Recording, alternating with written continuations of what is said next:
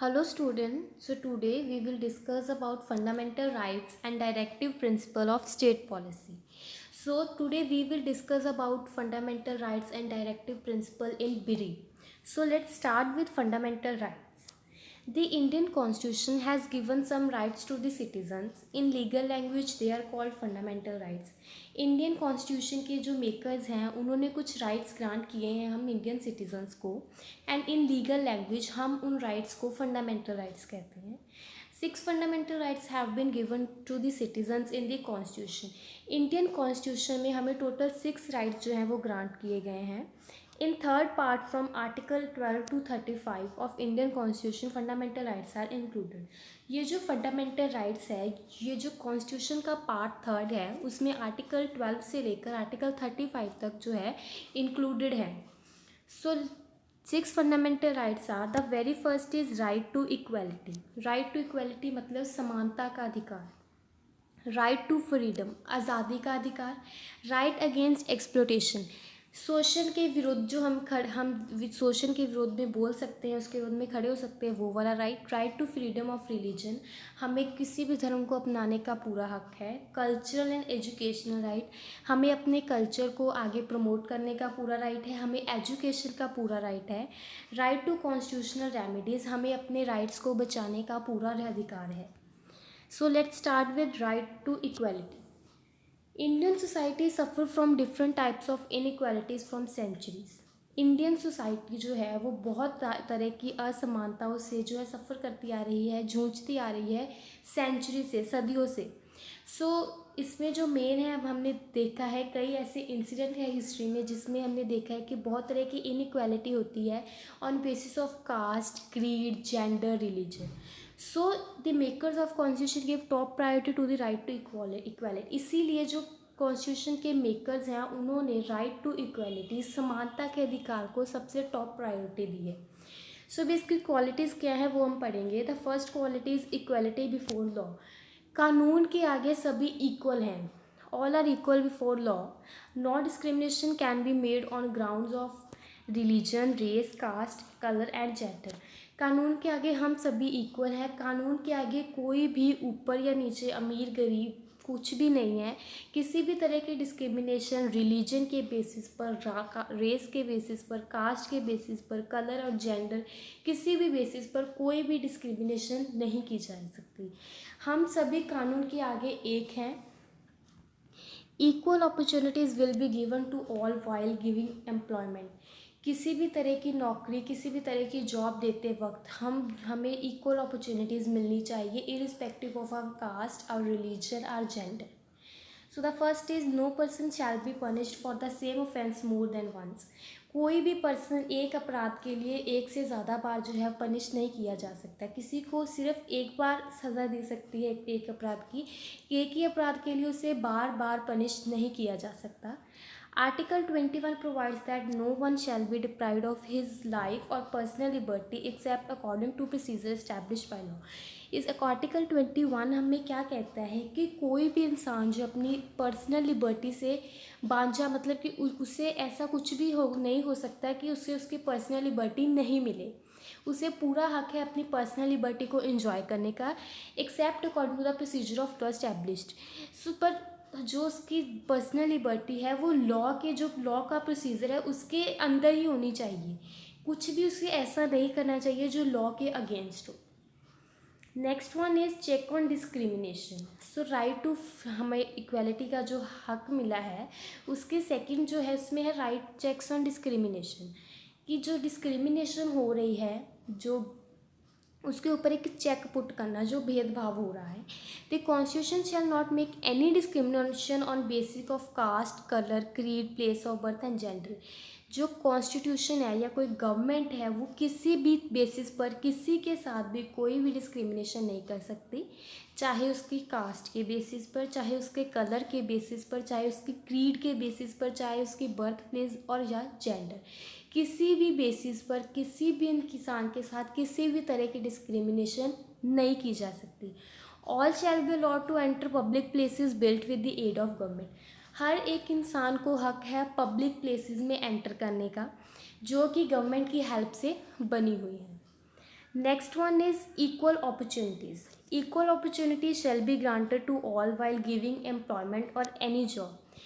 कोई भी जॉब, कोई भी किसी भी तरह का एग्ज़ाम, कुछ भी, हर एक को इक्वल अपॉर्चुनिटीज़ दी जाएंगी. Whether it is a competitive exam, whether it is a job और एनीथिंग, हर एक को इक्वल अपॉर्चुनिटीज़ दी जाएंगी without any discrimination. So next is prohibition of untouchability. हमने बहुत सारे हिस्ट्री में इंसिडेंट पढ़े हैं जिसमें हमने देखा है कि जो हमारी इंडियन सोसाइटी में छूत छात जो थी वो बहुत ज़्यादा फैली हुई थी. सो इसी जो एक अपराध, इंडियन कॉन्स्टिट्यूशन ने इसे एक अपराध बता दिया है कि जो अनटचेबिलिटी है वो पूरी तरह से बैन है, और किसी भी फॉर्म में अगर अनटचेबिलिटी प्रैक्टिस की जाती है तो वो लॉ के द्वारा पनिशेबल होगी. जो भी अनटचेबिलिटी को प्रैक्टिस करेगा उसको पनिशमेंट दी जाएगी. So next right is right to freedom. This right is the essence of human existence. ये जो राइट है वो ह्यूमन एग्जिस्टेंस, मतलब कि जो हम ह्यूमंस हैं, हमारी एग्जिस्टेंस का एक तरह से ये सार है. It is essential for development of an individual as a good citizen. एक इंडिविजुअल की डेवलपमेंट के लिए, एज अ गुड सिटीज़न, उसके डेवलपमेंट के लिए राइट टू फ्रीडम जो है वो बहुत ज़्यादा ज़रूरी है. A good citizen means a good state. So it means a good citizen means, अगर एक सिटीज़न, हाँ, एक स्टेट के सिटीज़न जो है अगर वो गुड होंगे तभी एक गुड स्टेट बन सकती है. Article 19 to 22 of the constitutions deal with the various kinds of individual and collective freedom granted to the citizen of India. So article 19 to 20 में जो कॉन्स्टिट्यूशन है उसमें बहुत सारे individuals as well as collective freedom के जो बहुत सारे हमें राइट्स ग्रांट किए गए हैं. बहुत तरह की डील्स है उसमें, जिसमें बहुत तरह के हमें बताया गया है कि किस तरह के एक इंडिविजुअल की फ्रीडम कैसे हम उसको मेंटेन करेंगे, एक कलेक्टिव फ्रीडम कैसे मेंटेन करेंगे. सो उसमें से कुछ राइट्स जो हमें दिए गए हैं वो है, first is right to freedom of speech and expression. हमें पूरा हक है बोलने का. अगर हमें कोई चीज़ नहीं पसंद, हमें उस चीज़ को, उस पर स्पीच देकर उसको पूरा एक्सप्रेस करने का हमें पूरा हक है. So speech, the word speech means बोलना and expression means समीकरण. So the constitution gives to every citizen the right to freedom of speech and expression. अगर हमें हम किसी भी चीज़ पर, किसी भी टॉपिक पर we can give speech and expression, but हमें इस चीज़ का ध्यान रखना चाहिए कि वो किसी भी सोशल ऑर्डर के खिलाफ ना हो, देश की जो स्टेट की या नेशन की इंटीग्रिटी उसके खिलाफ ना हो. It should not be use to defame others. ये दूसरों को बेइज्जत करने के लिए भी ना हो. Next is right to assemble peacefully and without arms. It means कि हमें जो है इस तरह विचरना चाहिए कि जो हमारी वजह से किसी और को किसी भी तरह का नुकसान हो. This right is necessary for the individual to express their views and exchange ideas. किसी भी इंडिविजुअल के लिए अपने व्यूज़ और आइडियाज़ को एक्सचेंज करने के लिए यह राइट बहुत ज़रूरी था. But such an assembly should be peaceful and should not endanger the social orders establish by law. In case we want to exchange our ideas and views, make sure that assembly should be peaceful and should not endanger the social order established by law. जो भी law के social orders है उसको किसी भी तरह का खतरा ना हो. ये जो असेंबली है वो एकदम शांतिपूर्ण से की जानी चाहिए. Next is right to freedom of movement. हमें मूवमेंट करने का पूरा अधिकार है. हम इंडियन सिटीज़न किसी भी टेरिटरी में, इंडिया में, थ्रू आउट द इंडिया हम कहीं भी मूव कर सकते हैं जहां हमारा दिल करे, throughout the India. Every citizen of India is granted freedom to move throughout the Indian territory. The state however can impose restriction on this freedom in public interest. तो अगर कोई स्टेट चाहे, एक state है जो चाहे तो वो उस पर हमें कर सकती है कि हाँ हम यहाँ पर नहीं जाते इन case of public interest. Otherwise हमें पूरा राइट है कि हम कहीं भी India, through out the India कहीं भी जाकर रह सकते हैं या कहीं भी हम जा सकते हैं. Next is right to reside and settle. Every citizen have to right to reside and settle in any part of India. हम इंडियंस को ये राइट है कि जो इंडियंस हैं वो पूरी थ्रू आउट द इंडिया किसी भी जगह पर जाकर रह सकते हैं, कहीं भी जगह पर जाकर सेटल हो सकते हैं. कोई भी उन्हें नहीं रोक सकता.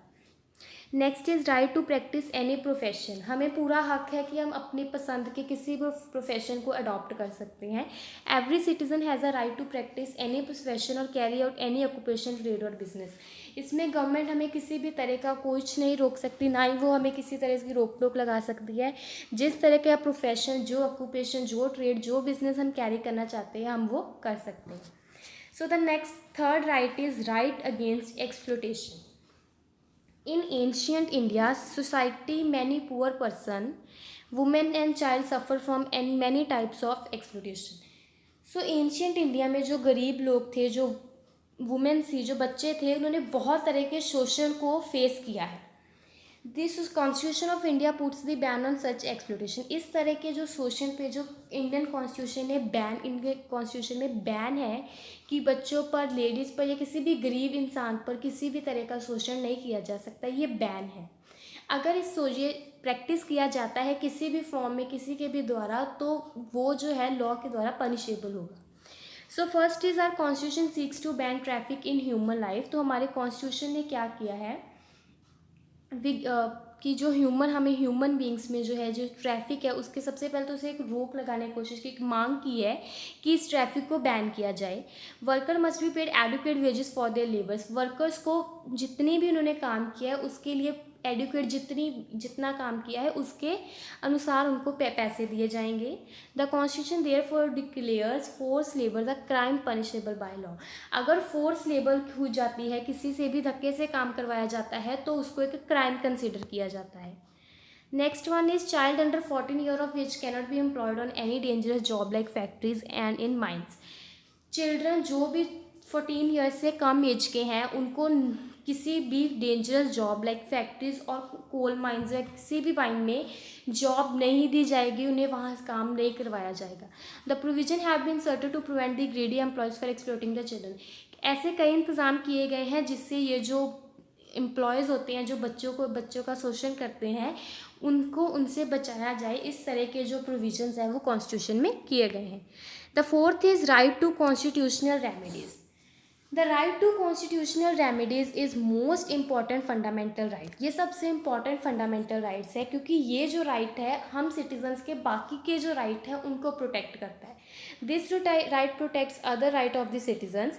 If fundamental right of any citizen is encroached upon, अगर किसी हमें लग रहा है कि हमारा जो फंडामेंटल राइट है वो घिरा पड़ा है या किसी तरह से हम उस राइट को नहीं इंजॉय कर पा रहे, we can seek justice from high court और सुप्रीम कोर्ट। तो हम न्याय की मांग कर सकते हैं हाई कोर्ट और सुप्रीम कोर्ट से। This court can nullify such act if it violates the constitution.